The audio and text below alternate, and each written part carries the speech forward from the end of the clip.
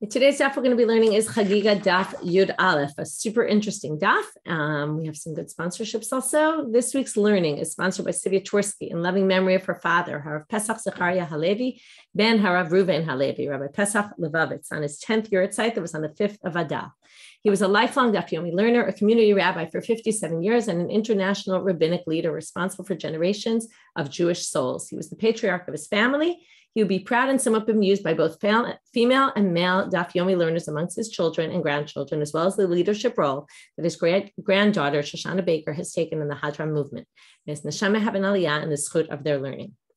This week's learning is also sponsored by Tuvia Hasdorf, in loving memory of Moshe Aaron ben Eliezer Aryeh, Tuvia Levi ben David Meir, Tziona bat Sudya, and Menucha ben Moshe Yechezkel. Menucha bat Moshe Yechezkel, that's a mistake, I assume. And today's daf is sponsored by Susie Handelman, in loving memory of her grandfather, Shmuel ben Meir HaKohen, Katzin Zichrono Lebracha. He was a Talmid Chacham who immigrated from the U.S., from Kovno in 1900 and died in 1936 before I was born. He would have been in awe to know he has a granddaughter living in Jerusalem studying Talmud. May you hear from above and take pleasure from the sweet sounds of Rabbanit Michelle and her students studying today's daf. Okay, we are going to get started with our super interesting daf. Okay, we're going to finish the first chapter, start the second chapter, and maybe talk a little bit about the connection between the first Mishnah of the next chapter and the previous chapter and the previous Mishnayot. So starting with, let's just go back for one quick minute. We're in the middle of this interesting Mishnah about Heter Nidarim Porchim Ba'avil Ve'ein Lahem Amash Yismechu. Right, we started with three different categories of mitzvot. The first was Heter Nidarim, the fact that you can undo a neder, right? You take a vow and you can undo it. That is something that's totally up in the air, no connection to Torah law at all. We saw in the Gemara there was a whole debate about that. The second category is Hilchot Shabbat, Chagigah and Me'ilot are like Hararim Hatzluyim B'Sara. They're like mountains hanging by a hair. Shehem Mikamu At V'Halachot Merubot. A little bit of verses and a lot of halachot. To which the Gemara questioned a lot because what do you mean? Shabbat has psukim, Chagigah has psukim, Me'ilah has psukim. So we're in the middle of Me'ilah, and that's where we're going to get up to. That's where we're going to start. And the third is Dinim Avodot Tarot Me'ot Arayot Yesh La Mamash Yismechu, which basically means, I want to clarify a little better from when I said it in yesterday's class, which is they have what you're relying in the Torah, but they're still not written explicitly in the Torah. This is, you would kind of say this Mishnah is promoting Torah Shebeh al Peh, right? And saying how important, which we know in the time of the Mishnah was a very big issue because of all the different sects, to basically promote and say Torah Shebeh al Peh is super important, and in different categories, maybe more so than in others. And in any case, let's go back to Me'ilah. So we have this issue with Me'ilah, and what we wanted to show basically with all these cases is there's something, or particularly Shabbat and Me'ilah, where yes, it's true, it's written about in the Torah, but there's some element of it that's so not clear from the Torah or from Torah laws that we would think that this is the case. It's kind of a very unique, special halacha that you wouldn't be able to figure out otherwise. And that's why it's Harim Hatzluyim B'Sara. So we were talking about, we're in Rav Ashi. Rav Ashi had said it must be, right? He rejected Rava. Maybe we'll even start with Rava because we're going to get back to Rava today. So let's go back and we'll start with Rava. Rava said that we need it for this case where, remember, I sent you I gave you money to go buy milk for me. And then you went and bought the milk. But between the time that I sent you, right? This is all Me'ilah. Me'ilah means I gave you money, or Me'ilah is I spent the money, whichever one it is. That somebody takes sanctified money, they don't remember that it's sanctified, and they used it for chulin, for regular purposes. That's called me'ilah. As soon as they do that, the unique halacha, and this is what it says in the Torah, is basically that. Number one, it happens always b'shogeg, accidentally. I did it, I didn't realize, or I gave it to you and you didn't realize, or whichever one. And you spend, when the person spends the money, what happens? The way me'ilah works is you've misused it at this point. The money now becomes unsacred. I have to now replace the money, whoever did Me'ilah, replace it, add extra to that you give back to the temple, and bring a sacrifice. So Rava gave this case that was a unique case, which is what if I remember in between the time, if you do it on I sent you, it's my responsibility because I told you to do it and it was my fault. But if I remembered all of a sudden, and then it's not Me'ilah anymore because I know that it's hekdesh, but I can't reach you. And then after the moment that I noticed, sometime after that, I realized you now go buy the milk, you're responsible. That's a unique halacha, to which Rav Ashi says that's not any more unique than any me'ilah. Any me'ilah is. That's what Rava had said was this poor messenger. Well, it wasn't his fault, but Rav Ashi says it's never anybody's fault. Me'ilah is all. You made a mistake. You didn't realize. Okay, so we're going to get back to that soon. But right now, Rav Ashi gives his own reason because he doesn't like Ravas. And he says, no, his own case. It's when I take a stone that Natal Evan o Korashal Hekdesh is from a Mishnah. If I lift it up, that's not Me'ilah. Even though normally, what do we say? A kinyan, when I acquire something, I do it by lifting it up. So theoretically, lifting it up should have been the moment of, if I see a pile of Hekdesh stones and I pick one up, isn't that me taking it into my domain? So the Mishnah is unique because it says, when I pick it up, I didn't do anything. When I give it to you, though, if I take it and I give it to you, then it's Me'ilah at that point. So hu ma'al v'chavero lo ma'al. So they say, michti mishkal shakle. Once I lifted it up, what's the difference if I'm holding it myself or I'm giving it to you? I basically stole it from the Hekdesh. So that's the Haravim Atzluim B'Sara, to which the Gemara says, I'm now at the very bottom of Yud Amud Bet. Umay kushya dilma kiddush Shmuel. Maybe it's like Shmuel explained that Mishnah. The Amal Shmuel. Hacha b'gizbar hamesurot lo avnei binyan askina. That Mishnah is talking about where I'm the treasurer of the temple, which means I have access to all the temple stuff. So if I go in and I lift something up, lifting up is nothing because I lift things up all the time. I'm the treasurer. I'm in charge of everything. I have access to it. So by lifting it up, I haven't done anything. At what point is it Me'ilah? When I pass it to somebody else and say, here, take this as a gift, or, do with this what you want. That's Me'ilah. So dechol hecha demancha, as long as it's still there within the domain of the temple, right? It's like it's in my domain.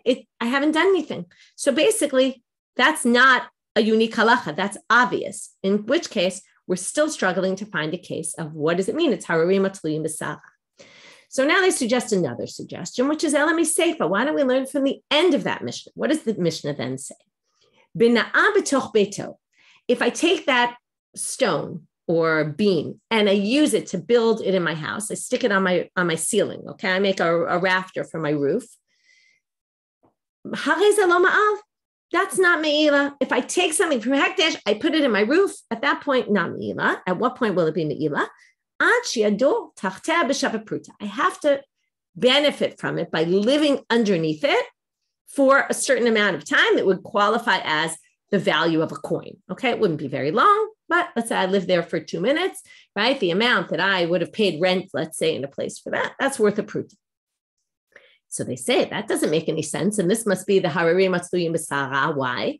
Michte shinui eshanye mali dal mali lo dal hainu hararim atzluyim b'sara. Once I change this stone, how did I change it? The stone, the beam. What did I do? I put it in my house. We learned this in Sukkah. Remember with the people who took her Sukkah and they built a Sukkah out of it. They took her beam and they stole the woman's beam and they built a Sukkah. This is what we call shinoi ma'aseh. They changed the use of it, right? It's no longer a beam. Now it's part of a roof. Okay, it's a rafter. It now has a different use. So I've changed it. Usually once I change something, that means I've acquired it. So at that point, I should be obligated in Me'ilah. I shouldn't need to have to live underneath it in order to be obligated. So that must be what's unique. To which the Gemara says, no, umay kushya, that's not strange. Dilma l'chidirav. The same way we had the way Shmuel interpreted the beginning part of the Mishnah, now we're going to have the way Rav interpreted this part of the Mishnah. Dama Rav, kigon shinicha al pi aruba. Idarba'in, ilo darba lo. It's a case where I put the stone, let's say, inside a skylight. Okay, now what was the skylight in those days? It wasn't a piece of glass like nowadays. It was a hole in the ceiling. I put the stone into the hole to kind of close it up, but I didn't seal it up. I didn't cement it in. I just placed it there. That's not a shinoi maaseh. Shinoi maaseh is when it now becomes attached and I can't take it out. And that's something serious. This was, I just stuck it in there. So if I don't actually live underneath it, then I haven't benefited from it and I haven't changed it in any way. So that's the case, in which case that's actually not very unique. That's obvious that I would have to live underneath it. So it can't be that. So now, and this is why I started with Rava. We're going to go back to Rava's explanation, the case where I gave you money to buy milk.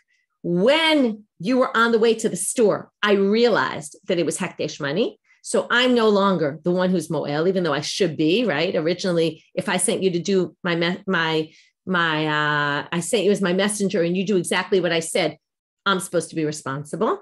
But in this case, since I remembered, it's no longer shogeg for me. I'm not unwitting about it. You are. So you're responsible. Now we said, why is that unique? That's classic meila. Nobody ever, right? Everyone's always shogeg when they do it. And you're the one who's shogeg in this case. So of course you'd be responsible.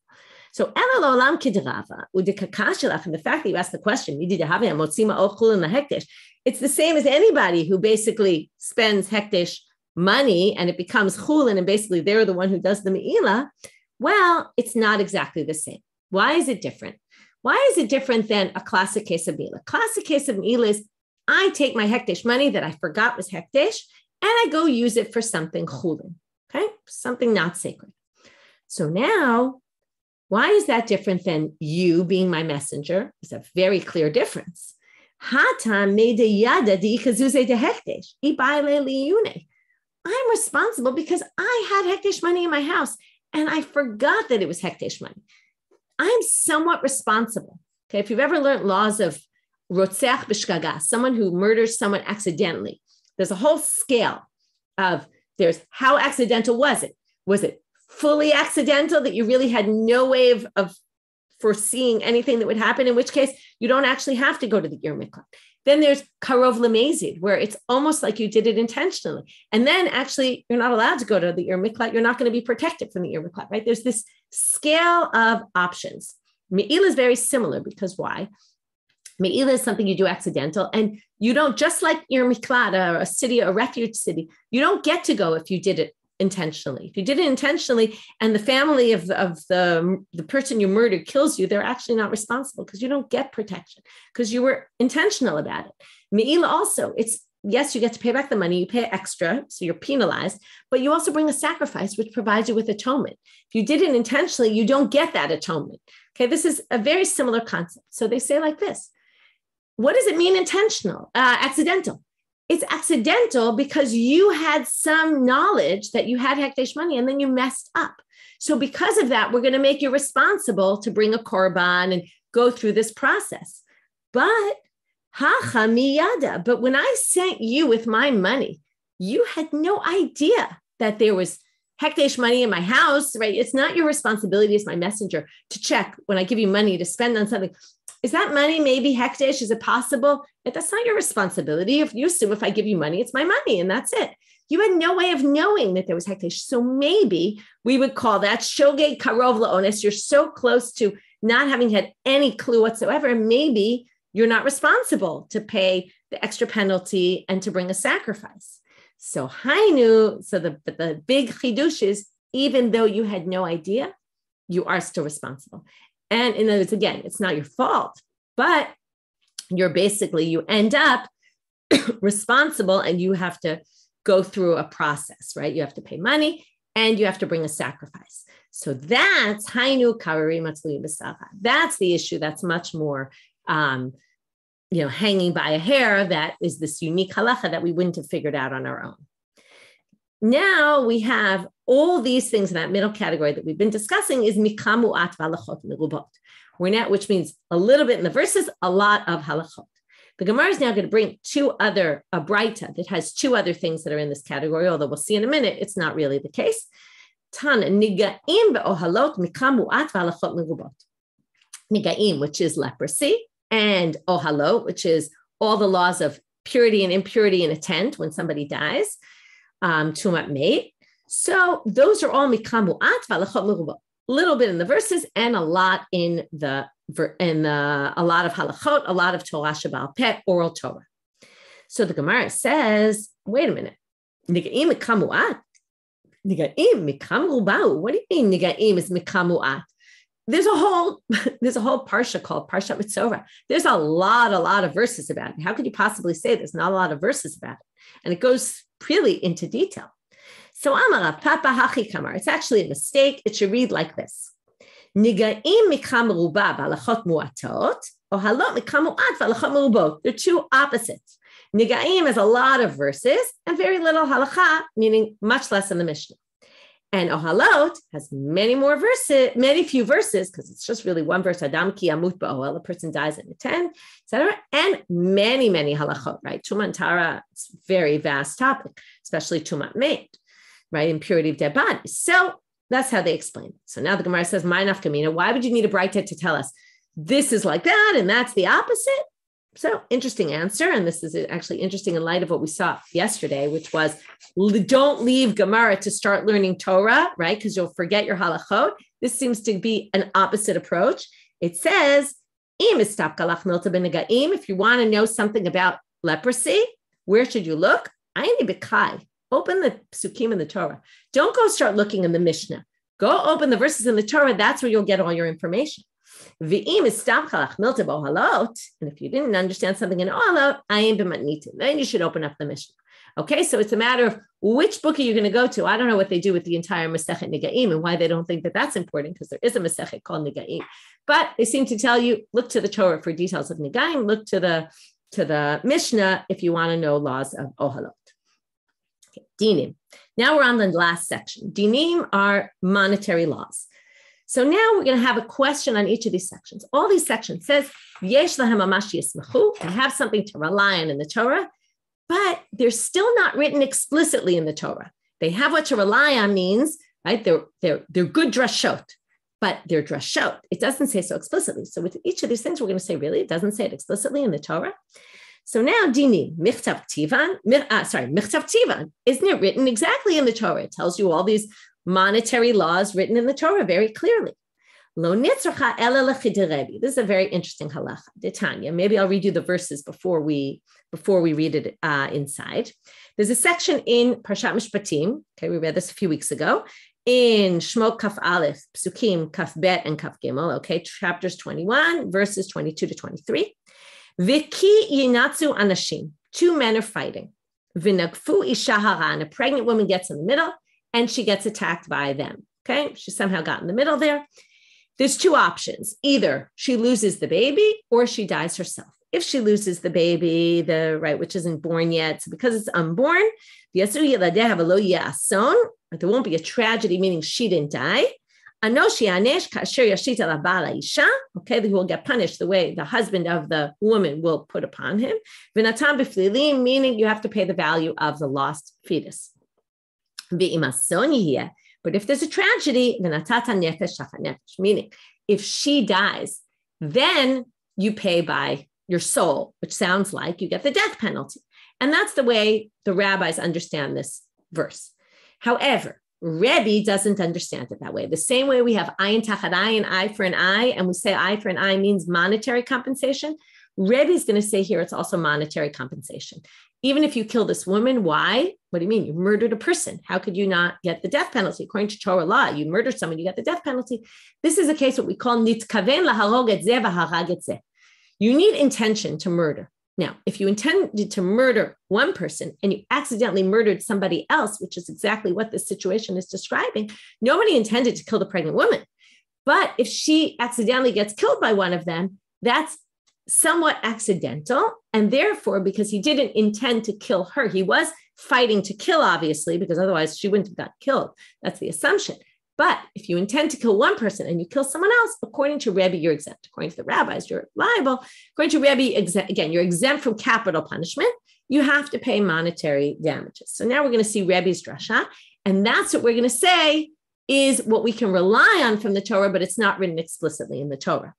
Because what's written explicitly is nefesh tachat nefesh. But the translation of that is, right, so Rebbe Omer, nefesh tachat nefesh, mamon, it means money. How do you know it means monetary compensation and not actually killing the person, capital punishment? Because it says nitina in the first verse. It says v'natata nefesh tachat nefesh. Sorry, in the second verse. And it also says nitina in the verse about the child, the fetus. V'natam b'flilim. So since the nitina in the first pasuk is financial. Likewise, okay, so malahalam mamon, afkan mamon. We're going to learn from Gzera Shava, Natan, that since that's money, this is also money. Okay. So that's dinim. Next, avodot. So avodot michtav ktivan. What do you mean? Rituals right? What are the rituals of sacrifices? So first of all, there's 4 main avodot. Every time we're going to learn korbanot, we're going to talk about the following 4. These are the main parts of the sacrifices. There's slaughtering, then there's collecting the blood. The slaughtering is the only one that a non-Kohen can do. The other 3 have to be done by a Kohen. There's the collecting of the blood from the slaughtering, right? A Kohen stands there underneath. Always has to be done with your right hand and by a Kohen. There's a bunch of criteria. Then you walk the blood to the altar, and then you pour it, sprinkle it, depending on which sacrifice, on the altar. That's called zrika. Okay, so there's 4 actions: shchita, kabbalah, accepting it, holacha, walking it, and zrika, spilling the blood. But now, when we go to this verse, okay, it's a verse in the very beginning of Sefer Vayikra, and it says, Ditanya. Vihikrivu, okay, so let's read the pasuk from the beginning. Vishachat et ben abakar lifnei Hashem. You slaughter the animal before God. Vihikrivu b'nei Aharon hakohanim et hadam. And b'nei Aharon hikrivu. Now, generally we say hikrivu means sacrifice, but it doesn't mean sacrifice here because the whole thing is talking about sacrifice. So we have to understand what this word hikrivu et hadam, which generally hikrivu comes from the language of karav, to bring close. So it sounds like it's holacha, walking the blood. Okay, but then what's missing? Accepting the blood, right? And it said vishachat. Now you would think immediately after vishachat, what do? Accept the blood. If you don't put the blood into a vessel, what they would do is they would hold a vessel there. They would collect the blood in the vessel. That sanctifies the blood. And then you can go bring it to the altar and do the sprinkle. So you'll see here that one action is missing here, because then it says vishachat. That's one verb. Vikrivu, so which we think right now sounds like it means holacha, but then kabbalah is missing. And then vizarkot adam al mizbech. So you're missing that 4th, right? One of the 4. So the drasha says, Ditanya v'hikrivu zo kabbalat hadam. That hikrivu does not mean walking the blood. It must mean accepting the blood, because you can't walk the blood unless you've collected the blood. It's not possible. So now they say, v'av karachmana b'lashon holacha, but the rabbis used a language that sounds like walking. How do we know that hikriv means to bring the blood to the altar? Dichtiv, because it says in a different place, he, again, this hikriv, which we don't exactly know what it is, and he burns it on the altar. This is not talking about this is talking about the burning after, which is not one of the 4 main avodot, even though, right, generally it's important to burn it, but that's not one of the central things. In any case, that's not important for our purposes. The important part is, how is the word hikriv there translated? It was explained there. This means taking the parts of the animal to the ramp, walking them. Hikrivu means they brought them, they walked them to the altar. So what do you see here? So now we have here this word hikrivu, which is a language that usually connotes walking it, but here it really means accepting the blood. So why is it written in a language that means walking when it really means accepting the blood? It's to teach you that the laws of holacha are just like Kabbalah, which again, any criteria, it's basically teaching you what I said before, which is holacha is one of the main 4 avodot. And since the other ones, Kabbalah and zrika, have to be done by a Kohen and in the right hand and all these things, all of those are relevant for Kabbalah, for holacha as well. And that's what we learned. And that's what was connected to a verse, but not explicitly said in a verse. Taharot, next category. What about taharot? Taharot, it has a lot of written in the Torah. So michtav ktivan, again, it's written in the Torah. Lo nitzra ela l'shiur mikvah. How big your mikvah needs to be. That's what we learn that's connected to the verse. Ditanya, as we hear in a Braita, v'rachatz b'mayim. What does that mean? You wash yourself in water. What is water? Oh, they darshim me mikvah. Okay, it's mikvah waters, right? Which has all certain criteria to it. Right? It has to be rainwater or a stream, all different things, can't be man-made. Et kol b'saro, what's that? Mayim shekol gufo oleh behen. Your whole body has to fit in. So there has to be enough water for your whole body to fit in. V'kamahen, so how much is that, right? The Torah doesn't tell you exactly. So they say, amal berum shalosh amot. It's basically 1 by 1 cubit with a height of 3 cubits. And shi'aru chachamim me mikvah 40 se'ah. The rabbis came up with this amount that it's 40 se'ah. That's the amount, the minimum amount for a mikvah. And that all is connected to the verses, but doesn't appear explicitly. Because that's the amount that basically a person's body could fit inside. Tma'ot. So again, Tma'ot, what's tameh, right? We have lots of that in the Torah. Michtav tiva, and it says it. So what's this connected to verses? Lo nischa ela lecha adasha min asheretz de lo ktiva. Asheretz, there's 8 creepy crawly creatures that if they die, they have too much sheretz. Now, it says in the Torah, we'll read the psukim right now, Eila hatzmeim lachem bechol hasheretz. Okay, with all shratzim, these are the ones. Kol hanogea bahem b'motam. If you touch them, notice this word bahem, which sounds like the complete sheretz. If you touch it in its death, yitma erev. Okay, you'll become tameh. It's 1 day tumah. V'chol asher, the next verse, this is Vayikra chapter 11, verses 31 to 32.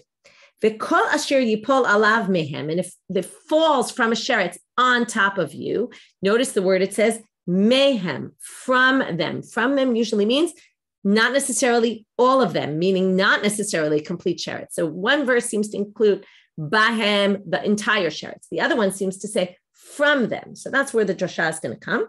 So the Braita says, back to the Gemara, Detanya bahem yachol b'kulan. You might have thought you need a complete one. Talmud lomar mehem, only a little bit. Yachol b'miksatan. So you might think if there's a teeny little bit of a sheretz that came off their body and it falls on you, you're going to be tameh. Well, Talmud lomar bahem. That's why it says bahem. It has to be complete. So on the one hand, it has to be part. It could be part. On the other hand, it has to be complete. That doesn't make sense. How does this work out? Ad shiga b'miksato shu kikulo. You're only going to be responsible or tameh, impure, if you touch some which is like a whole. What does that mean? Shiur chachamim b'ka'adasha.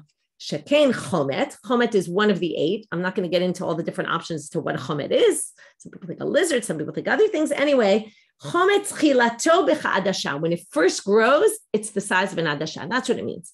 It means a small amount that even if now it's not complete, but when there could be a minimum size of a sheretz that's small, that's the amount, that's the size of a lentil. That's how much of a sheretz is matame.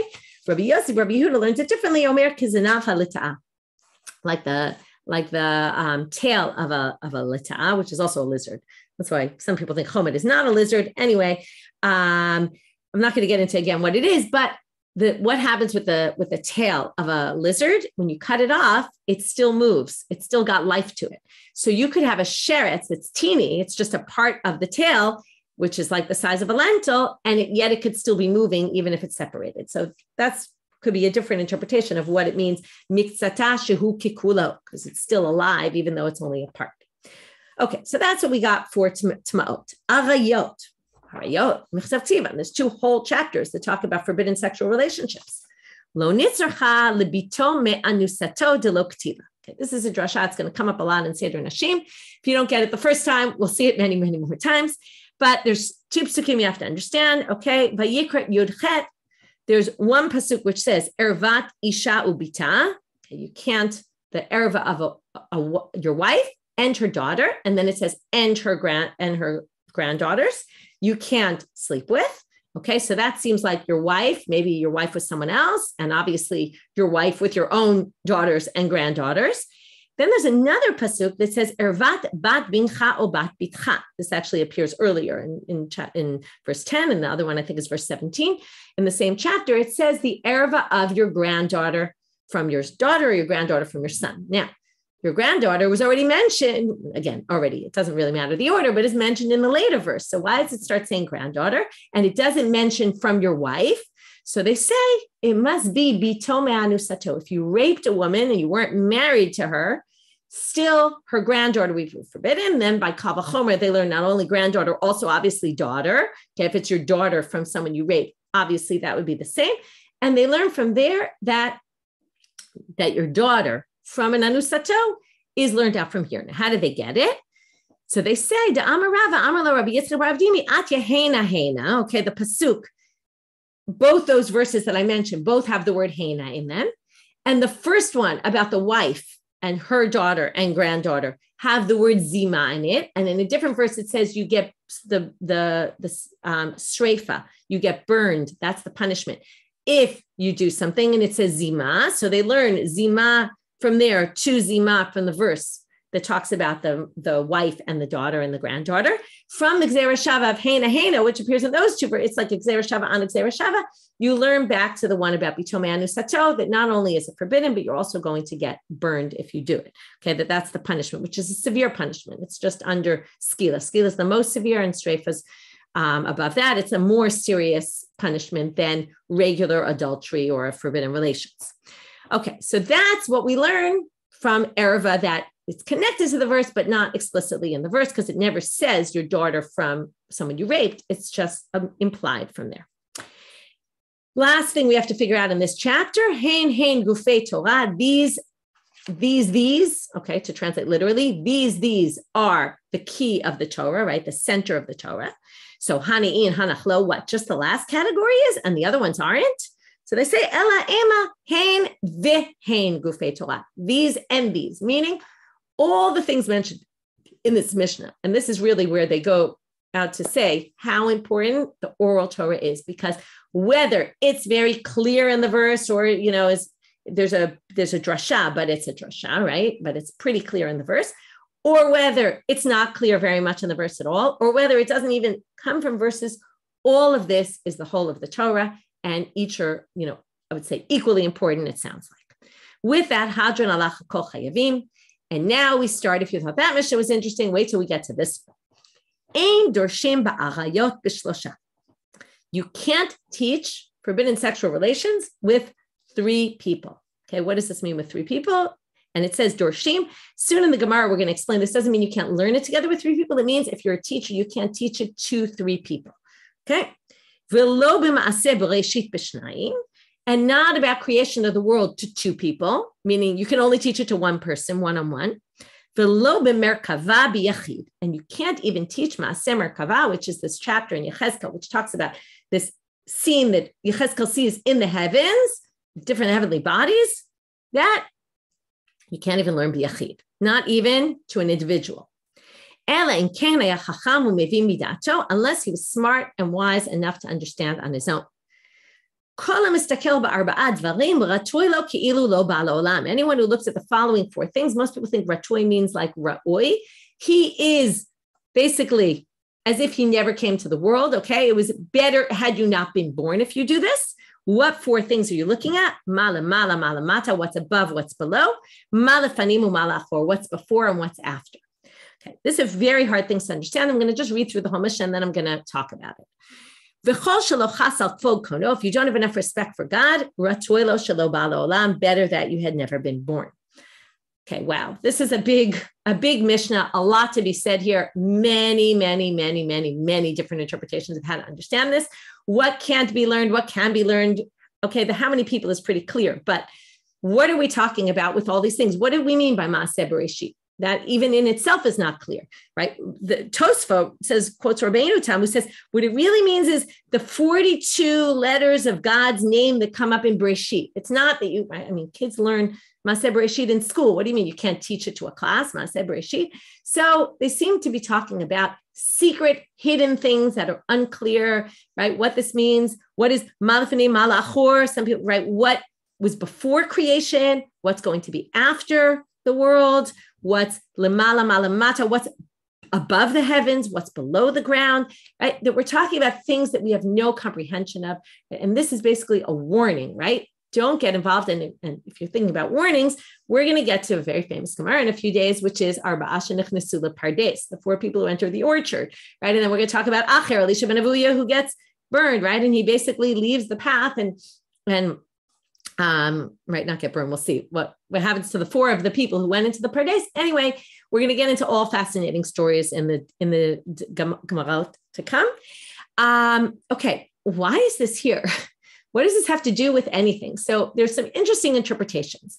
So first interpretation that is interesting is quoted in the Koran, the Zecher leChagigah.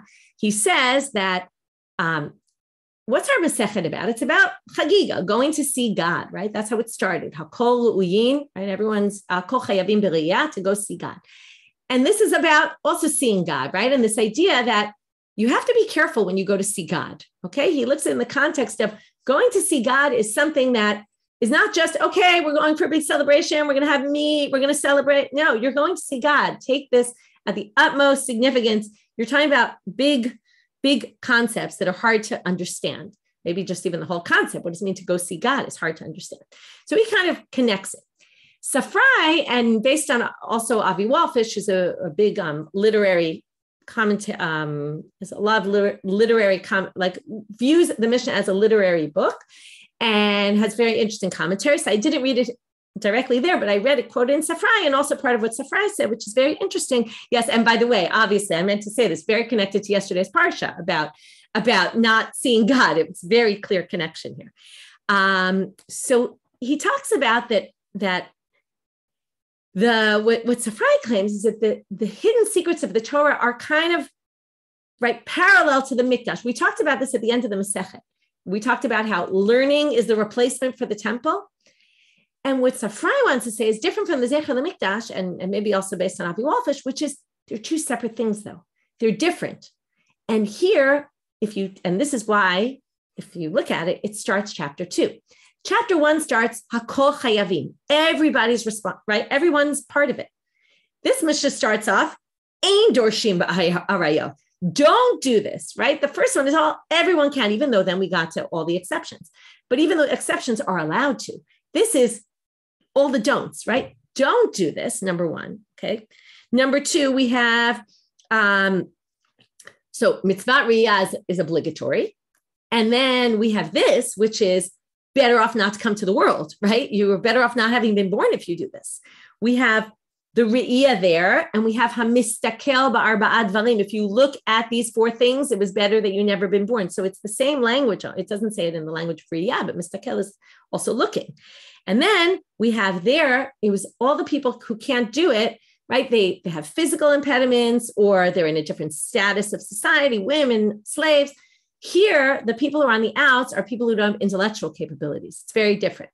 So there's a lot of interesting parallels here and comparisons that are very different, which makes it seem like these are 2 different tracks.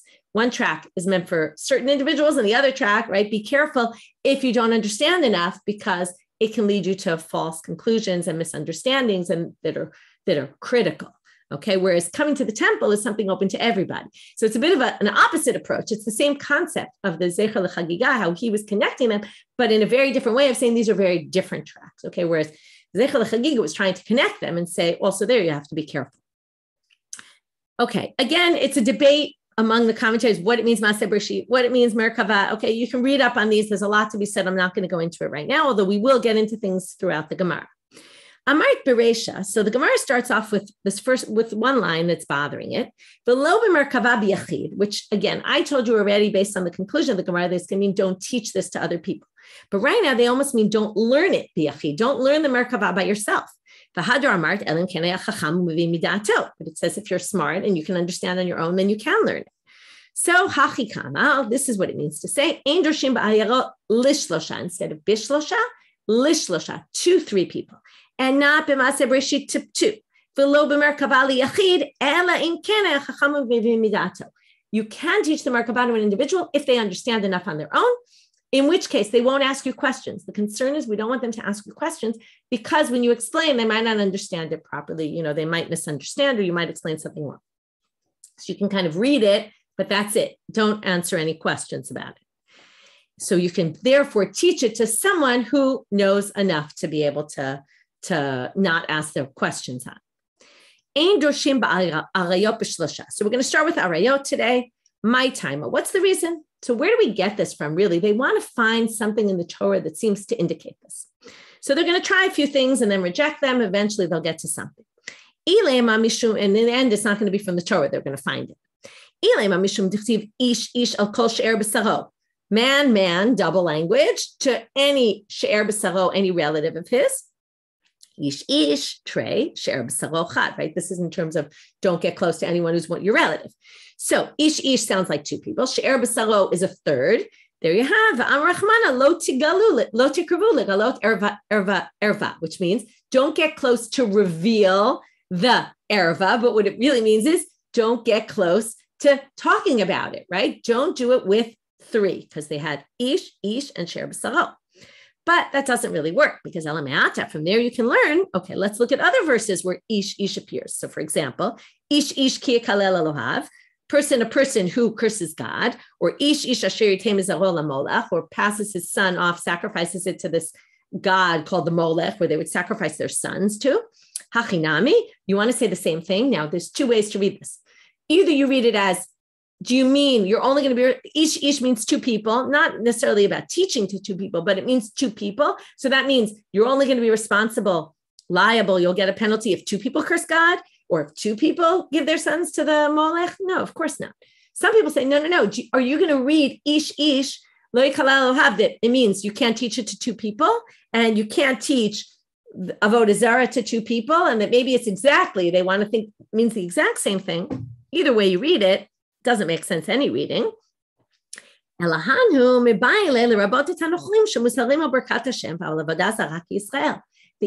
ish there is to say this is one of the 7 Noahide laws that even Gentiles have to keep. So it says, don't curse God, don't worship avodah zarah, ish, meaning Jews and non-Jews alike. And so drop that one, because the Gentiles are also commanded, at least on basic arayot, not on all of them, but on the basic ones. So now there's another verse that's like a kind of summary verse about the arayot that says, mishmarti, protect my protected thing, right? So it has that language twice. And shmartem is 2 because it's plural. Mishmarti is 1. Again, protect sounds like, well, just like lo tigalu legalot erva, don't reveal it. Protect also, don't teach it with a lot of people. So they say, v'amrachmana, and the Torah continues to say, libilti asot michukot hatoivot, right? So that you don't come to do despicable things. But so you're going to say, every time shmartem means don't tell people, well, again, shmartem et HaShabbat. Shmartem et hamatzot, shmartem et mishmeret HaKodesh, which is truma. So you're going to say by Shabbat, you're going to say by matzah, you're going to say by, again, 2 options. Either you're going to say it means 2 people, you're not going to be liable unless 2 people do it, or you mean you can't teach this to other people? Of course not. So Ela Amar Rav Ashi, my ein dorshim b'arayot b'shlosha, ein dorshim b'sitrei arayot b'shlosha. Don't teach hidden things about arayot. Again, this is very unclear. So Rabbeinu Hananel, for example, says we're talking about methods of what it means to have sexual relations, because then you're getting very graphic, and we don't want you to be teaching that in public. That seems inappropriate. Other options are don't tell secret things, like which things are permitted, so that people might misconstrue and they'll think, oh, well, if that's permitted, something else is permitted, which seems to be the most logical here, that we're worried, we're going to see this inside in a minute, people will take it to a place where they'll think that all sorts of things are permitted. My time, Svarahu, oh, it's just logical. Why? Why 3? What's unique about this 3 number? If you have 2 people, that are learning with their teacher, one could be talking and learning with their teacher. What's the other one doing when the other one's learning? Well, he has no choice other than to listen. He's basically there on his own. Right? He basically puts his ear and he listens. Once you have 3, though, right? Imagine in a class, kids are always talking in class, right? Or people are schmoozing. So, right, I see the chat going all the time while I'm teaching, right? It means you're a little distracted. You're not necessarily listening to everything. So, one is talking to his teacher. The 2 others, they're talking with each other. Now, they might be learning with each other, but still, then they don't hear what their rabbi says. They don't know what he says. And we're worried that they're going to permit something that's really forbidden. They won't be listening properly. To which they say, well, then you should never teach anything, because people will misconstrue. Arayot shane da amar, as some arayot are different, because so-and-so said, Gezel va'arayot nafshom chamadatanu mutavelehem. There's a very strong, what do you say, Yetzer hara, right? That inclination pulls you very strongly, very strong desire, both for arayot and for stealing. So now they say, wait a minute, Yihachi Gezel nami, then Gezel should be in this list. Why wasn't it listed here? So they make an important distinction. Arayot ben befanav ben shelo befanav nafesh yitzer. Person's Yetzer will be very strong, whether there's a woman in front of him or there's no woman in front of him. Okay, no matter what. But Gezel, b'fanav nafesh yitzrei, shelo b'fanav nafesh yitzrei. If you're talking about Gezel, theoretically, in a Beit Midrash, you're not going to actually want to steal. But if you see an item you want to steal, then you'll be very tempted. Whereas Harayot is not the case. Okay, that's how they get their explanation. Now we're going to start with Lo b'maaseh b'reishit b'shnayim. Menahan emile. Where do we get this from? It's all going to be based on a verse from Sefer Dvarim, chapter 4, verse 32. Ki sha'alna liyamim harishonim. I'm going to read the whole verse. If you start to ask about the early days, asher hayu lefanecha, that were before you. Lemin hayom asher bara Elohim adam ala haaretz. This seems to be okay. So they're going to say whatever's in this verse is okay, whatever's not in this verse is not okay. So you're going to ask about the days that were with you before. Me'ayom asher bara Elohim adam ala haaretz, from the day that man was created. Ulemiktzeh hashamayim v'agtzeh hashamayim, from one edge of the heavens to the other. Haniyeh kadavar gadol hazeh o nishma kamo. Was there ever anything great like this? Okay, that's not important. Now, the Gemara says, Yachid shoel ve'en shnayim shoelim. Notice it's written in the singular. If one person asks, so one person you can tell, but not two. And what does he ask? Maybe you could ask about what happened before creation. That's, remember, malifanim, what's before, what's after, you can't ask. Talmud lomar lemin hayom asher bara Elohim adam ala haaretz. It says if you ask about from the day man was created, you can't start asking from before that. So then they say, wait, so does that mean day man was created was day 6? So you can't ask about the earlier days. Talmud lomar liyamim harishonim asher hayu lefanecha. Yamim harishonim, that were before you, means before creation also. So before man was created or humans were created on the 6th day. So basically it means you can ask about all the days of creation, but you can't ask what happened before creation. Talmud lomar, one edge of the heavens to the other, not what's above the heavens, what's below the earth, right? All that. So they